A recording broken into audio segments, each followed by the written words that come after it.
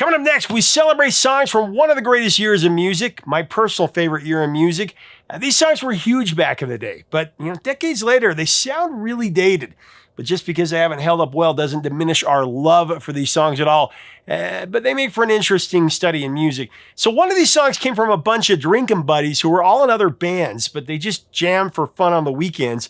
It just so happened, though, that the drummer was jogging buddies with the frontman of the biggest band in the world, and he heard one of their drunken jams, and he loved it so much he invited them to open for his band on one of the biggest tours ever. You'll find out next. Another came from one that was written about self-love, and it faced the wrath of a bunch of politicians' wives who named it one of the dirtiest songs ever and got it banned. Another was written by an unknown singer who tried to hide his true identity due to his famous father. He even used a British accent to throw off reporters. And one song became a hit because a famous actress was on a radio show and she was trying to play her boyfriend's band for the DJ, but she played the wrong side of the tape where a German singer blew up the phone lines and made this song a #1 hit, and it was never even supposed to be released in America. Let's do it. Hey, music junkies, Professor of Rock, always here to celebrate the greatest artists and the greatest songs of all time. This is going to be fun today. It's time for another edition of our brand new show, Dated. I actually changed the name of it to Dated, where we celebrate those special songs that, due to their production and or themes, they're not really timeless, but really of their time. They send us right back to the good old days. This time we're going back to my favorite year ever, 1984. All right, at number 10, I have one that will take you back. Send Me an Angel by Real Life from Australia.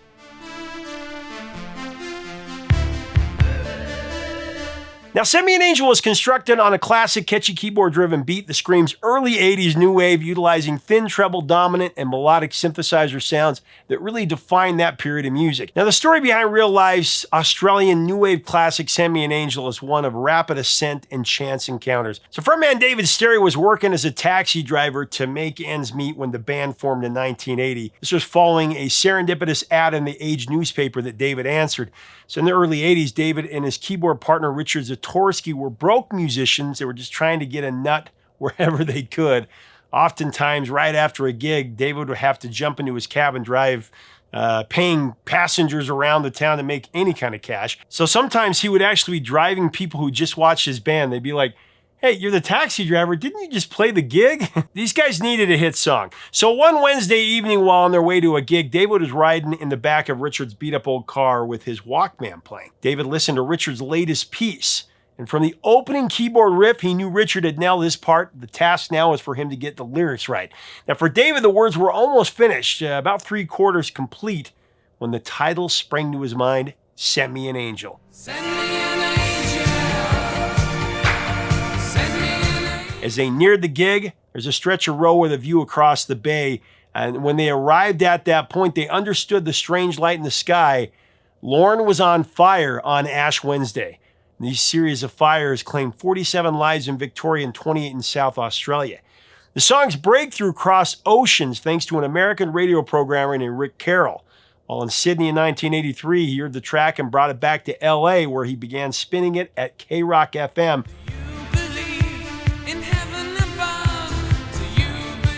This helped turn Send Me an Angel into an instant hit in the United States. The song was a #1 smash in Germany and New Zealand and top 10 in many other countries. Actually, later on, Send Me an Angel, after it peaked at number 29 of the Hot 100, spawned a remix version that came out in 1989, and it actually went 3 slots higher to number 26, charted twice in the 80s.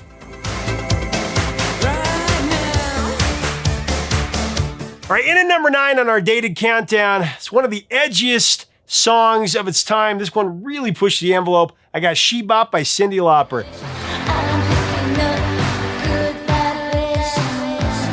There have been plenty of songs about female self-love over the past 30 years. You know, Divinal's I Touch Myself to Haley Steinfeld's Love Myself. Someone had to kick things off and get the conversation rolling, though. So we flash back to Cyndi Lauper's 1983 classic album, She's So Unusual, and his third single, She Bop.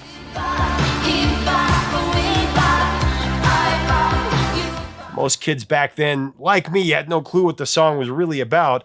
Plenty of adults did, though. Even when I found the song's subject matter, found out what it meant, I thought it was a joke. Tipper Gore and the PMRC didn't find it a laughing matter, though. They wanted the song banned, and subsequently it was heavily labeled with a parental warning sticker, part of the Filthy 15 by the politicians' wives.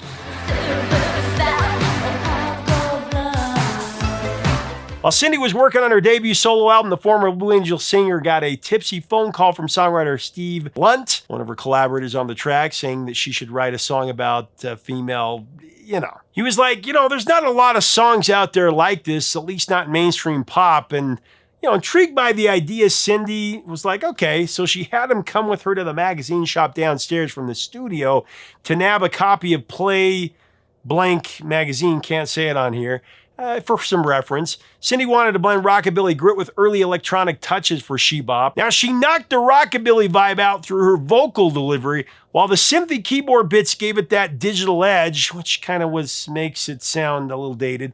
Cyndi Lauper already had this offbeat, unmistakable voice and gave the track a personality all its own.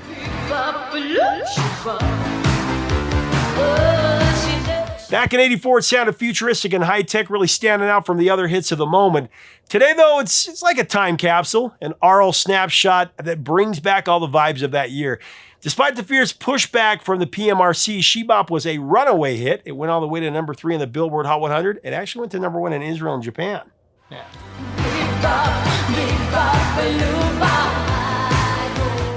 All right, so before we get to number 8, a lot of people have told me that they were subbed. They were sure they were, but now they check and they're not. If you'll go check and make sure you're subscribed, and if not, subscribe or unsubscribe and resubscribe, that'll put you back in the feed. Also, like, comment, and share. And make sure to grab one of our Vintage Years t-shirts as well. That'll really help this channel to keep going. All right, we're up to a song, number 8, that's Bottle Lightning, one of the most unheralded tracks from '84, if not the whole decade. Turn Up the Radio by Autograph. And man, this one has a crazy story.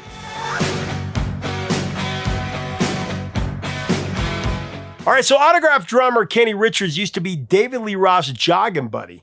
And one day, Diamond Dave asked him what he was up to, and Kenny showed him a demo of the band that he was in. He was really proud of it. Dave wasn't at all impressed. Then Kenny showed him a demo tape of a bunch of his drinking buddies who jammed together on the weekends. They just hung out. They didn't have a name. They just played for beer and to hang out. They weren't even a band. Diamond Dave loved their sound, and he proceeded to offer the non-existent band a slot to open for Van Halen on their massive 1984 tour. Can you even imagine? Kenny was ecstatic. So they put together the band officially and decided to name it Autograph. It was comprised of lead singer Steve Plunkett and tapping genius guitarist Steve Lynch. But Lynch was told that he couldn't use his tapping style while on tour with Van Halen because that was, Eddie Van Halen's thing. As the makeshift band came together and played, they got better and better and ended up getting a record deal, which led to writing one of the 80s best hard rock songs, Turn Up the Radio.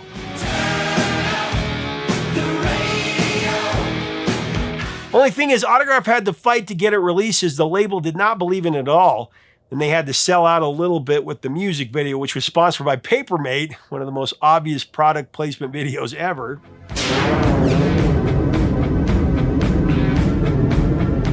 Papermate, man, that video. The song was a smash. Its Autograph had a built-in pedigree for radio with its call to action and recorded versions for different stations. This was a band on fire, but they never had another hit.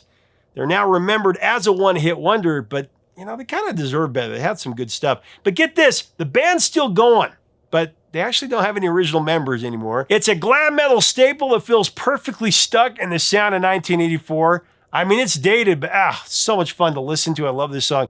I think the keyboard mixed in with the guitar is the culprit here, though.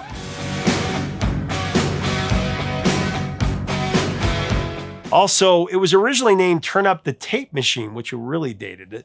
But the title was changed as cassette tapes were fading out and CDs were kind of taking over. It became a surprise hit despite being a last-minute addition to the album. It hit number 29 on the Billboard Hot 100 and number 17 on the mainstream rock chart.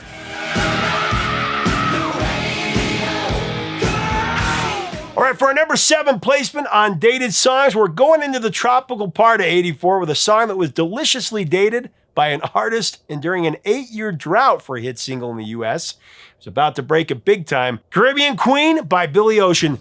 She touched by me in painted on jeans. Caribbean Queen was a big comeback tune for British-based Billy Ocean, who hadn't had a hit on the American singles chart for 8 years until this one hit. He actually had a mild hit in 1976 with Love Really Hurts Without You. Love really hurts without you. Billy's comeback trip was almost derailed, though. The song was first released with a different title and a completely different hook. It was originally titled European Queen when it dropped in Europe, of course, but the single was a stifferoo. The shift to Caribbean Queen was suggested by an up-and-coming executive at Jive Records. He thought that changing the title to sound less stuffy and more exotic and exciting would turn it into a massive success, and his hunch was exactly correct.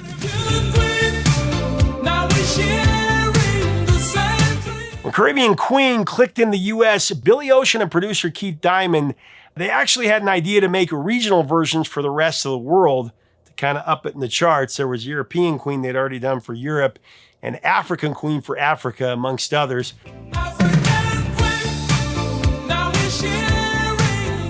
Caribbean Queen, No More Love on the Run, a parentheses song. It has a very polished 84 vibe with sharp synth stabs and a driving bass that nods to Michael Jackson Thriller era, you know, like Billie Jean.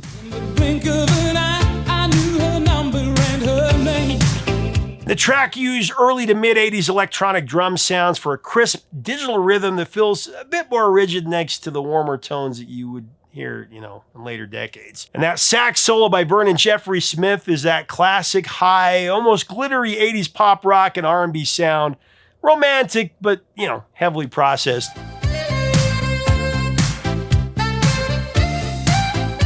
All in all, Caribbean Queen captures the mid-80s style that's also semi-iconic in pop culture, like its association with Miami Vice.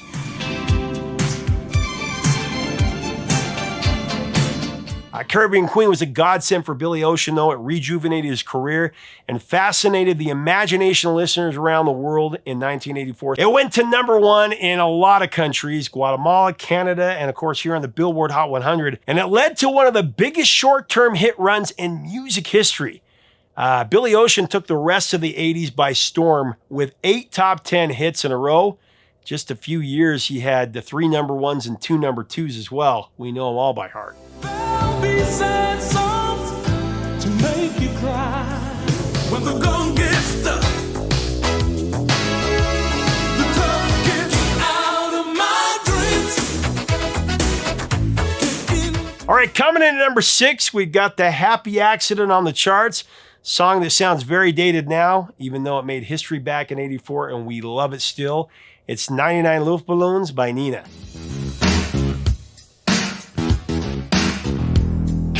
Nena's 99 Luftballons was sparked actually by a Rolling Stones show in West Berlin. During the concert, guitarist Carlos Cargas watched balloons drift over the Berlin Wall into the East Berlin. And you picture what would happen if that innocent swarm was misread as a UFO or even as a nuclear attack. He imagined radar operators misidentifying the balloons, which would spark a scary chain reaction and ended up triggering a 99-year nuclear war.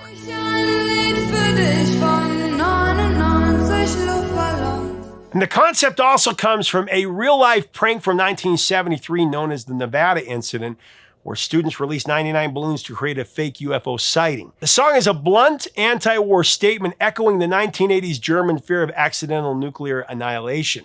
The original German lyrics tell a dark story about a world wrecked by a war lasting nearly a century, all started by something as simple as balloons, and it ends with a scavenger finding that one last balloon.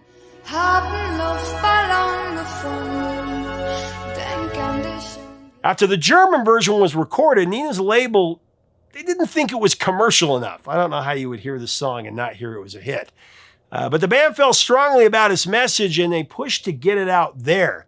But even more so, the label was dead set against releasing the song in America since the lyrics were in German. It was not going to come out.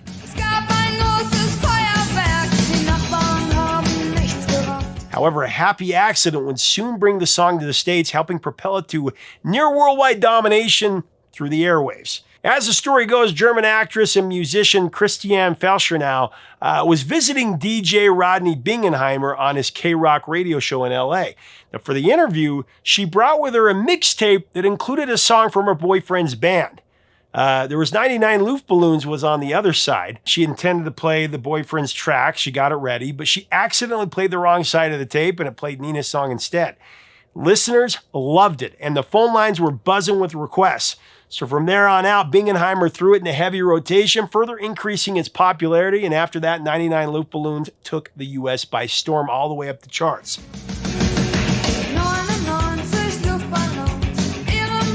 Although the title of the German-speaking version means 99 air balloons, they changed the English title to 99 red balloons. The 99 Luftballons defied industry norms by becoming a #1 hit in multiple countries, including Japan, Canada, and Mexico, and it did this in its original German form, not relying on the English-speaking translation.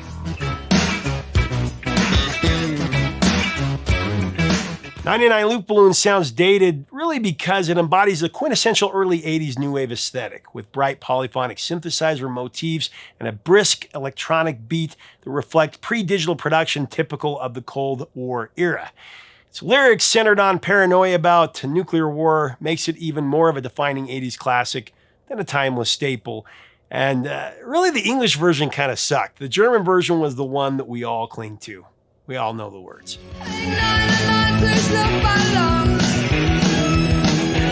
All right, coming in number 5 on our 84 dated countdown is really interesting novelty song with a really more interesting backstory of a singer who did not want to live in his legendary daddy's shadow. Talking about Somebody's Watching Me by Rockwell.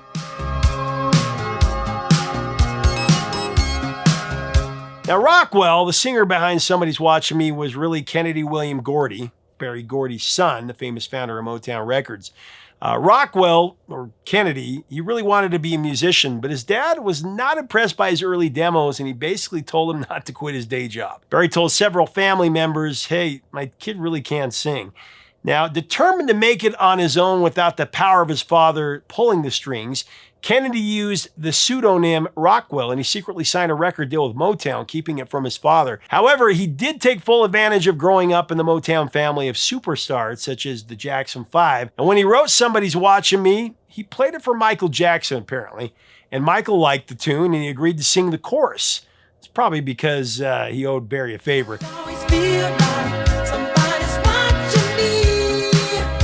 Let's be clear, the only reason the song was a hit was because of Michael Jackson.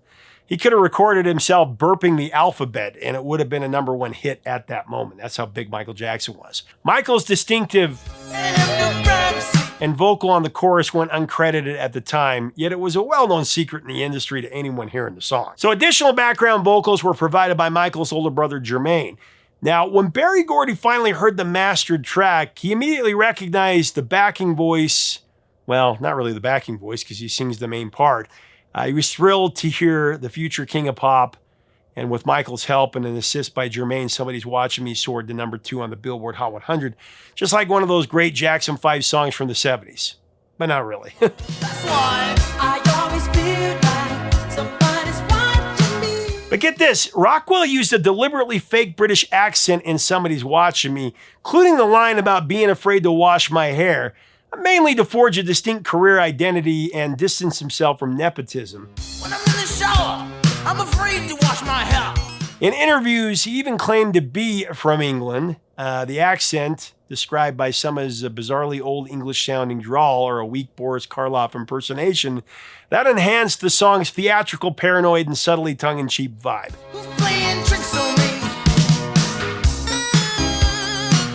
Somebody's Watching Me epitomizes early 80s production, driven by synths like the Roland Jupiter 8 and sparse Oberheim DMX drum machine, and its robotic paranoid synth hook, its minimalist funk bass line, and backing vocals that unmistakably recall Michael Jackson at his prime, give it a distinctly era-specific sound.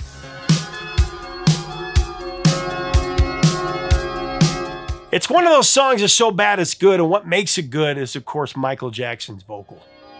I always feel like somebody's watching me. Maybe I'm being too hard on that. I apologize. There's people that probably really like that song.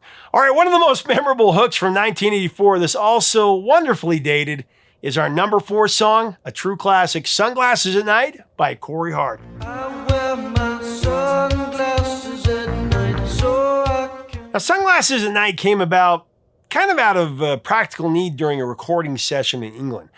The freezing air from the AC vents kept blowing smack dab into the crew's faces, so sunglasses became a necessity to wear indoors. In the early spring of '83, Corey Hart was a wide-eyed 19-year-old from Montreal recording in a studio near Manchester. By late May, just before his 20th birthday, he finally held a cassette in his hands, the finished take of 11 original songs that would become his debut album, which was called First Offense. But the label asked for just one more track. Track 12, as it were, which turned out to be Sunglasses at Night. Keep track of the visions in my eyes. It wasn't written yet, but the idea was already simmering in Corey's head. It rained almost every day of those UK sessions. Corey had a pair of Ray-Ban sunglasses with him, but he never actually got a chance to wear them. In the summer of '83, Corey's album was handed over to Capitol Records, and everyone seemed happy with how it turned out. He was a writing magnet back then, so ideas kept coming even after he was done recording. And he said, I started riffing on a melodic line in a phrase I called "My Cigarette Got Wet." It's kind of ironic because, Corey had never smoked in his life. And that little demo for "My Cigarette Got Wet" carried a lot of the musical DNA of Sunglasses.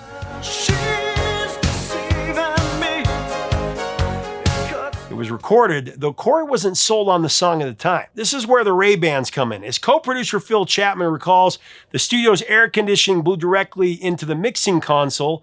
When Corey walked in and felt it, he actually finally got to put his sunglasses on after it rained for a month. He put them on for protection. In the thick of it, he started improvising the famous chorus, I wear my sunglasses at night.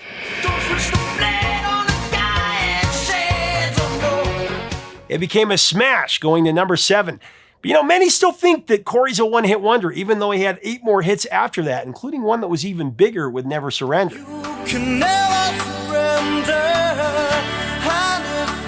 The power of Sunglasses at Night, I guess it was just so powerful that people forgot the other 8. But it has that synth-pop vibe, that big dance tempo, and moody, dramatic vocals. And that's what makes it 1984.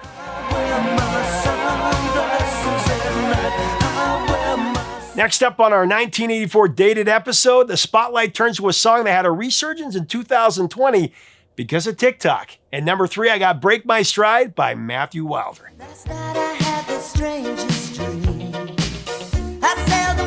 This one's a story of sweet vindication. Ain't Nothing Gonna Break My Stride, that was the battle cry for Matthew Wilder after his song was snubbed by his record label. The A&R executive told Matthew and his collaborator at the time, Greg Prestopino, that the song was dreadful, that it was horrible. So Matthew and Greg took matters into their own hands, and they fully financed the making of the record themselves. And then they took it to a different label, and that label loved the song. When Break My Stride came out, the same executive who passed on the demo didn't realize the lyrics were aimed right at him. And he later came around to love the song. Funny how that happens. Plenty of tracks, that we all haven't cared for, and they might grow on us as time goes by. I mean, you can't really fault the A&R guy for not liking it, but he didn't have to say it was dreadful. Anyway, there was actually a glitch during the recording of Break My Stride that ended up making the song even more beloved, though. The infectious offbeat pulse, that came from a drum machine malfunction. But Matthew and his producers said, you know what, screw it, and they decided to keep it in. It was a great call.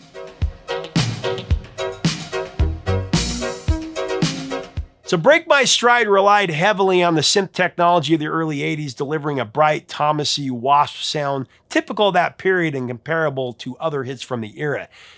Definitely sounds like it came right out of '84. But what's interesting is that Matthew Wilder eventually became a producer, and his biggest success as a producer was with the Tragic Kingdom album by No Doubt. The one that features Just a Girl, that sounds very much like the same vibe that Matthew delivered in '84 on Break My Stride. You're on a roll and now you take this pink ribbon off my eyes. I'm exposed. Despite sounding like flashback production, the song was a mega hit and catapulted Gwen Stefani into superstardom. Honestly, regardless of how dated Break My Stride sounded, that vocal chorus, it's pretty timeless.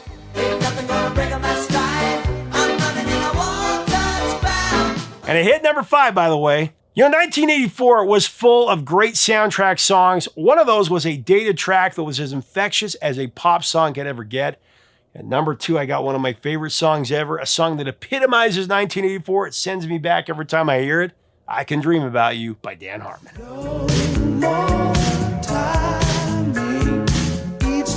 In the 84 film Streets of Fire, a fictional R&B group called the Sorrels, led by actor Stoney Jackson, performed I Can Dream About You.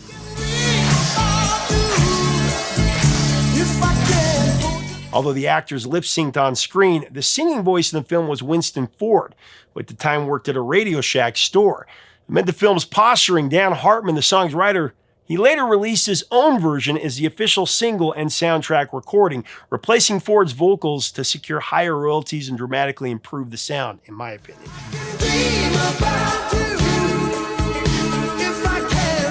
Because the music video used clips of the film's actors, many viewers assumed that Stoney Jackson was the actual vocalist, so it confused a lot of people. Dan Hartman originally intended the song to be for Daryl Hall and John Oates, and I can totally hear him singing it. But they passed on it because they'd already finished their record.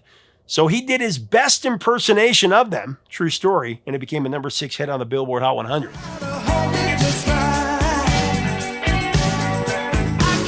I Can Dream About You, I'm telling you, one of my favorite songs of 84, like I said, but I gotta say, it does sound dated.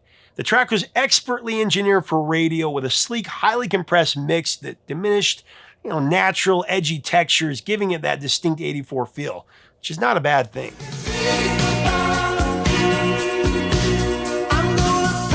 It embodies the mid-80s blue-eyed soul aesthetic, an upbeat pop-driven hooks-first composition in the vein of Daryl Hall and John Oates, which of course explains why Dan thought it would be a great song for them to record. And Daryl Hall and John Oates loved his version.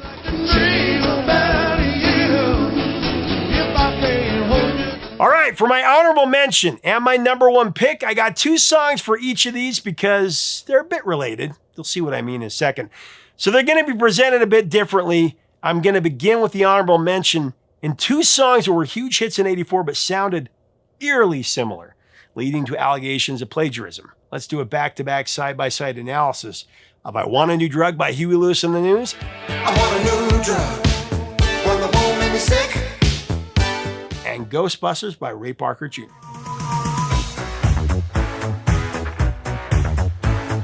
So Huey Lewis came up with a song in his head as he was driving to his lawyer's office. He had this great song in his head and he was afraid he was going to forget it, but he couldn't pull over and write it down because he had no pen. So as soon as he got to his lawyer's office, he ran and he's like, "Give me a pen." And he wrote it down really quick. The band initially struggled to make the song groove, that is until they slightly increased the tempo in the studio, and that worked like a charm. As for the drug metaphor, Huey said the track is really a love song, not a celebration of drugs. The new drug signifies a fresh romance that delivers the same thrill and euphoria as a substance, but without the side effects.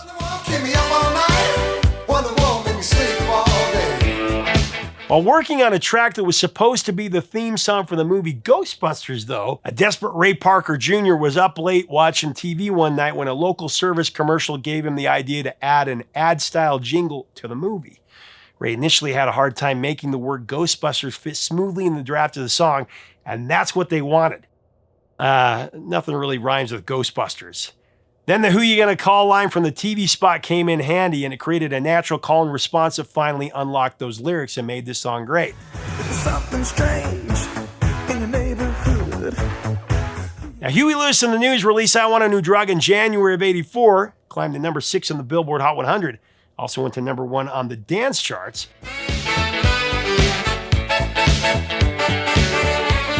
In June of 84, Ray Parker Jr.'s theme for Ghostbusters came out, and it was one of the biggest singles of the year, rambling to number 1 in 10 countries, including Canada, and here on the Billboard Hot 100. Who you gonna call? It was also determined that the theme song added an additional $20 million to the box office gross of the Ghostbusters movie, so it was huge. But the success of Ray Parker's tune came under scrutiny because his melody sounded exactly like the melody of I Want a New Drug. Huey and the News argued that the Ghostbusters theme copied their work on I Want a New Drug, even though Ray denied ripping off the song. The case was settled out of court in 1985 for an undisclosed sum, with the dispute focusing on similarities in the bass line and the melody. It's really hard to imagine that Ray Parker wasn't inspired by Huey's tune. The music sounds identical to me. What do you think? Tell me in the comments. It later emerged that the filmmakers had used I Want a New Drug as temp music in Ghostbusters, and they'd given the track to Ray Parker Jr. as a reference, so there was indeed validity to the claim by Huey in the news. Both sides settled, though, and while the exact terms were private, the case was considered a win for Parker in 2001 when he sued for breach of contract because Huey broke the confidentiality of the case on a program, so in turn he had to give some of the money back to Ray. Like, come on. To me, it's a ripoff, plain and simple. That's what it sounds like to me, in my opinion.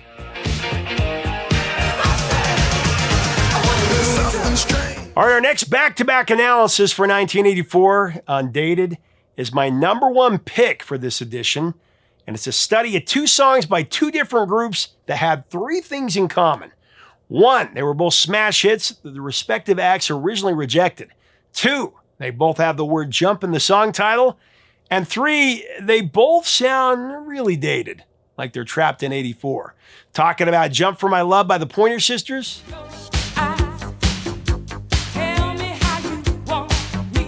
And Jump by Van Halen.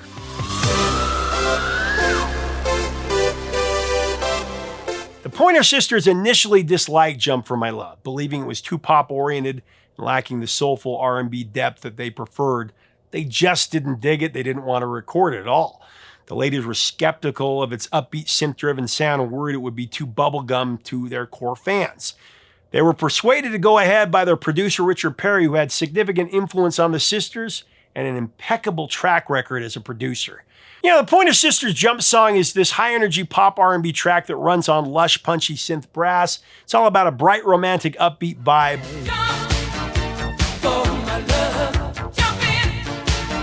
Although heavily synthesized, Van Halen's Jump flips the script with a synth rock arena roar, built around a chunky Oberheim OBX riff and a rock guitar solo with lyrics about seizing the moment.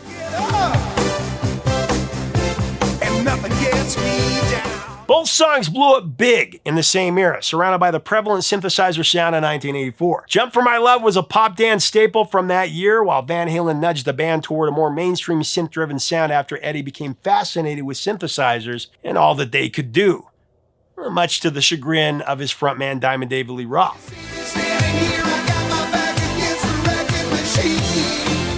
Eddie crafted the signature synthesizer riff for Jump as early as 1981, but the rest of the band, especially Diamond Dave, rejected it.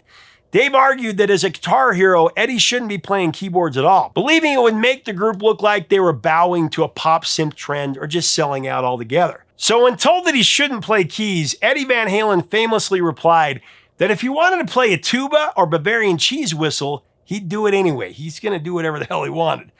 Now, the lyrics of Jump, those came from a very sinister place.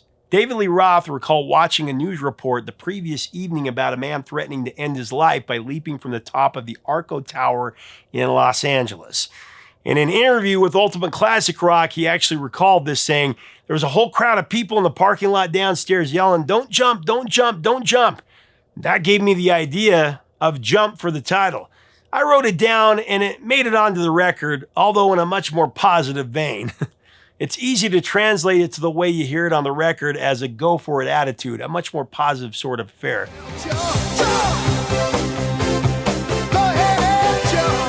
So Diamond Dave was watching this guy, and he made the opposite of this, might as well jump. Damn, that's gold.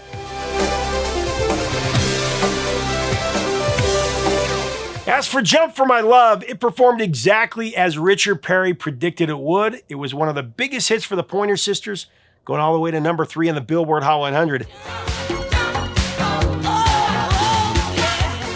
You know, the synthesizer ruled the airwaves in 84, and that sound propelled many of these songs to greatness. But it also makes a lot of these songs sound dated, of their time instead of timeless, as emblematic as my favorite year of music, 1984. But again, it's a compliment. To be of the time, it's a time machine that transports you right back to that wonderful year of 84. Leave us a comment about what other songs from 1984 sound dated. What's a song that takes you right back to 84 and more than any other? Let's talk about that below. What are your memories of these songs? If you like our content, we invite you to subscribe. We'd love to have you as part of our community. I really like this dated show. First one didn't do well because, of course, you know, it got buried by you-know-who. All the numbers were there. People liked it, got great feedback on it, but it just got buried. Hopefully this one doesn't. I would love to get your take on this because I'd love to make this a regular show. Let me know in the comments if you think that should be. If not, we'll do something else, but I'd like to keep doing it. Till next time, 3 chords and the truth, my friends.